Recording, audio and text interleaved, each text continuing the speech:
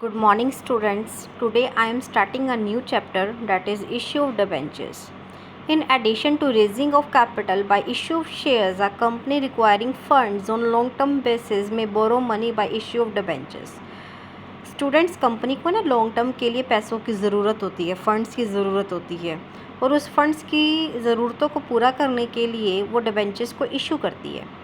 वो डिबेंचर किस फॉर्म में इशू करती है? एक सर्टिफिकेट के फॉर्म में इशू करती है, और उस सर्टिफिकेट पे कंपनी की सील लगी होती है। उस सर्टिफिकेट में लिखा होता है कि ये डिबेंचर कितने टाइम पीरियड का है, ठीक है ना, और क्या इंटरेस्ट है इस डिबेंचर पे, और उस बंदे का नाम। तो इस सर्टिफिकेट पे सब कुछ लिखा होता है, जिस पे कंपनी की क्या लगी होती है, सील लगी होती है। A debenture certificate contains a term of the repayment of the principal sum at a specific date and a term of payment of interest at a fixed percent। जो मैंने आपको बताया वही है कि डिबेंचर के सर्टिफिकेट पे क्या लिखा होता है कि जो उसकी प्रिंसिपल की अमाउंट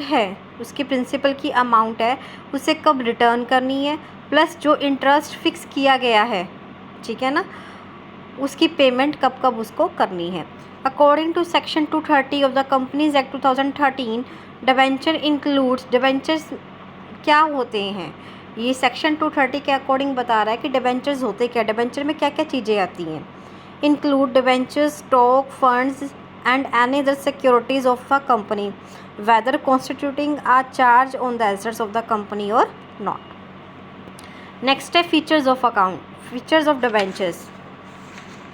अभी मैंने आपको बताया कि कंपनी डिबेंचर इशू करती है, किस फॉर्म में करती है, सर्टिफिकेट की फॉर्म में करती है, एक, और यह एक रिटन एक्नॉलेजमेंट होता है डेप्ट का, ठीक है। नेक्स्ट है a debenture is issued under the seal of the company.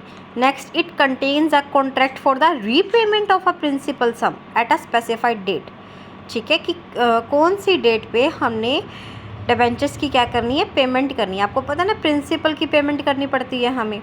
As per Companies Act 2013, no company is allowed to issue debentures having a maturity date of more than 30 years from the date of issue।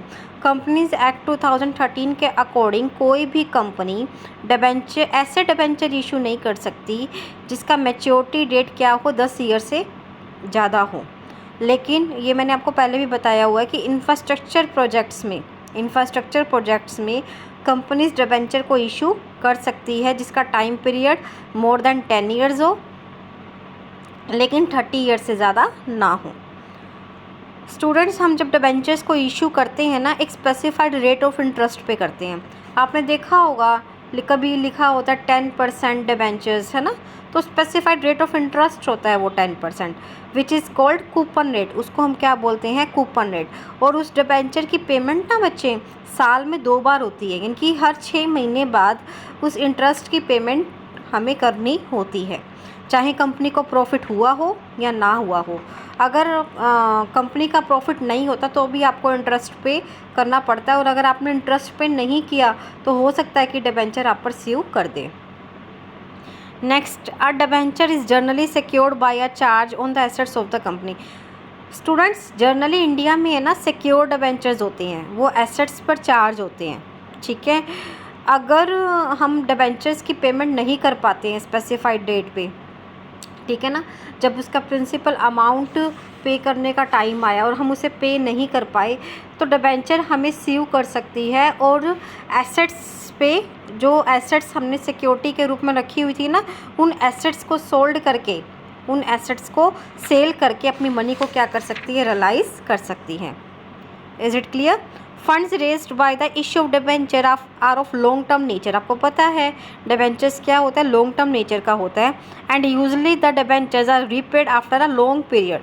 और debentures को payment कब करनी होती है, जो debentures की principal की amount payment हमें लॉन्ग पीरियड के बाद ही करनी होती है। लॉन्ग पीरियड लाइक 7, 10, 12, क्योंकि मैंने अभी आपको बताया कि कंपनी 10 ईयर से अबव डिबेंचर इशू नहीं कर सकती। सिर्फ एक इंफ्रास्ट्रक्चर प्रोजेक्ट्स ही होते हैं जिस पर कंपनी क्या कर सकती है, 10 साल से ज़्यादा, लेकिन 30 साल से कम हम डिबेंचर्स को क्या करते हैं, इशू करते हैं।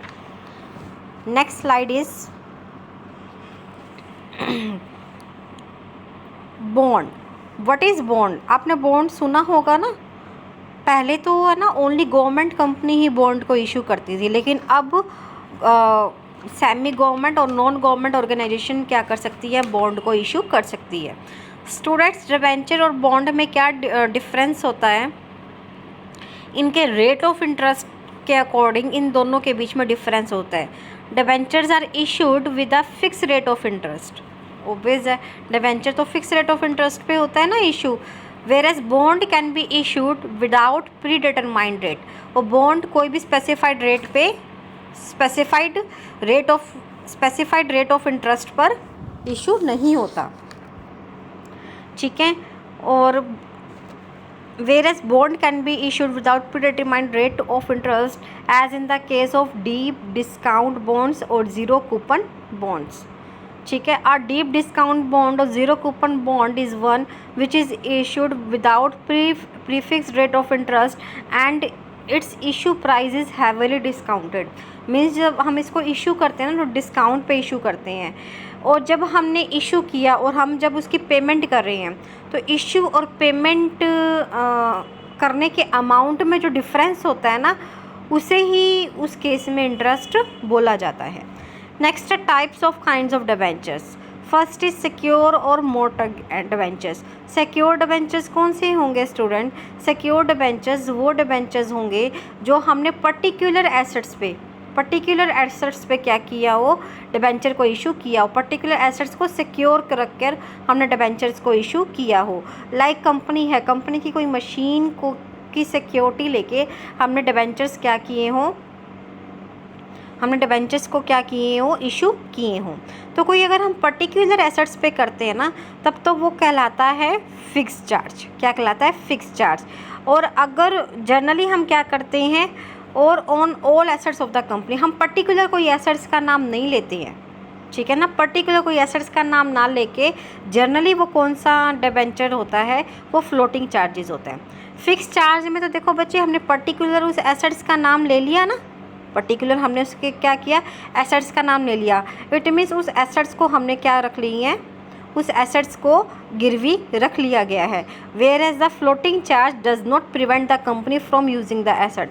फ्लोटिंग चार्ज वाले केस में कंपनी उस एसेट को क्या कर सकती है, यूज़ कर सकती है, लेकिन फिक्स चार्ज वाले केस में कंपनी उस एसेट्स को यूज़ नहीं कर सकती। Is it clear? ये तो आपको पता ही है। अगर हम डिबेंचर्स की पेमेंट नहीं कर पा रहे हैं तो डिबेंचर हम पर स्यू करके जो हमने फिक्स एसेट्स के केस में वो तो क्या कर लेगा, उस एसेट को सोल्ड करके क्या करेगा, अपनी पेमेंट को रियलाइज़ कर लेगा। और दूसरे फ्लोटिंग वाले केस में वो किसी भी एसेट को सोल्ड करके क्या कर सकता है, रियलाइज़ कर सकता है। नेक्स्ट है अनसिक्योर्ड और नेक्ड डिबेंचर। अनसिक्योर्ड डिबेंचर कौन से होंगे स्टूडेंट? जिसकी कोई सिक्योरिटी हमने नहीं दी। These debentures are those which are not given any security. The holder of such asset debentures are treated as unsecured at the time of liquidation of a company. Such debentures are not very common these days, so much so that unless otherwise stated, a debenture is presumed to be secured. आज के दिनों में ना, अब India है ना secured debenture issue करती है, अनसिक्योर्ड डिबेंचर्स इंडिया में इशू होते ही नहीं है, ठीक है। नेक्स्ट है रजिस्टर्ड डिबेंचर। रजिस्टर्ड डिबेंचर क्या होगा student? Name and address of the holder of sub debentures are recorded in register of a company called register of debenture holder. Company के रजिस्टर पे होल्डर का नाम और एड्रेस गिवन होता है। Company के रजिस्टर पे होल्डर का नाम और एड्रेस क्या होता है, रिकॉर्ड होता है। उसको हम बोलते हैं रजिस्टर ऑफ डिबेंचर्स बोलते हैं। Such debentures are not student. Register और बैरियर डिबेंचर में यही डिफरेंस होता है कि जिस रजिस्टर पर कंपनी ने डिबेंचर होल्डर का नाम और एड्रेस नोट कर रखा है ना, रिकॉर्ड कर रखा है, ठीक है, उसे हम रजिस्टर्ड डिबेंचर्स कहते हैं। और ऐसे डिबेंचर्स फ्री ट्रांसफरेबल नहीं होते। The transfer of such debentures, उस डिबेंचर्स को ट्रांसफ़र करने के लिए हमें प्रॉपर ट्रांसफ़र डीड की ज़रूरत होती है, लेकिन बैरियर के केस में ऐसा नहीं होता, हमें प्रॉपर ट्रांसफ़र डीड की ज़रूरत नहीं होती, वो फ्रीली क्या हो जाते हैं, ट्रांसफरेबल हो जाते हैं। नेक्स्ट है रिडीमेबल डिबेंचर्स। रिडीमेबल डिबेंचर्स कौन से होंगे स्टूडेंट? जिसका हम क्या करते हैं, एक स्पेसिफाइड पीरियड के बाद उसके प्रिंसिपल अमाउंट को हम पे कर देते हैं, ठीक है। और इररिडीमेबल कौन सा होगा, जिसकी payment at the time of liquidation होती है, उसका कोई स्पेसिफाइड टाइम नहीं होता, बस उसकी पेमेंट जो होगी ना वो एट द टाइम ऑफ क्या होगी, at the time of liquidation of the company होगी। कन्वर्टेबल डिबेंचर्स कौन से होते हैं, ऐसे होते हैं जिसको हम कन्वर्ट करते हैं, ऐसे डिबेंचर जिसको हम कन्वर्ट करते हैं इक्विटी शेयर में। तो दो तरह की कन्वर्जन हम करते हैं, फुली कन्वर्टेबल और पार्टली कन्वर्टेबल। फुली कन्वर्टेबल कौन से होंगे स्टूडेंट, जिसको हम फुली कन्वर्ट कर देते हैं, और पार्टली कन्वर्टेबल कौन से होंगे, जिसको हम पूरा कन्वर्ट नहीं करते, उसका कुछ पार्ट ही कन्वर्ट करते हैं। अब सेबी ने इसके लिए कुछ गाइडलाइंस दी हैं कन्वर्जन के लिए, क्या कि कोई भी कंपनी कन्वर्ट नहीं कर सकती। जब आपको डिबेंचर्स अलॉट हुए हैं ना, उसके 18 मंथ्स बाद ही आप कन्वर्ट कर सकते हो, 18 मंथ्स बाद और 36 मंथ्स पहले, 18 मंथ्स बाद या 36 मंथ से पहले ही आप क्या कर सकते हो, अपने डिबेंचर्स को इक्विटी शेयर में कन्वर्ट कर सकते हो। ये सेबी ने गाइडलाइन दी हुई है आपको। नेक्स्ट स्टूडेंट, अब आती हैं एंट्रीज़। ये सेम एंट्रीज़ आपने इशू शेयर्स में की हैं, आपको इसमें कोई भी प्रॉब्लम नहीं आएगी। पहले आप क्या करोगे, एप्लीकेशन दोगे और एप्लीकेशन पे आपको मनी रिसीव होगी। Bank account debit to debentures application 8% यानी कि fix specified rate of interest है।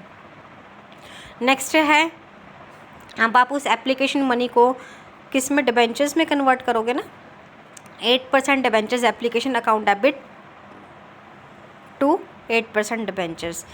नेक्स्ट है ऐसे डिबेंचर्स जो आपने रिजेक्ट कर दिए हैं, तो पैसा वापस कर दिया आपने, 8% debentures application account debit to bank. On the transfer of surplus application money और पार्टली एक्सेप्टेड एप्लीकेशन।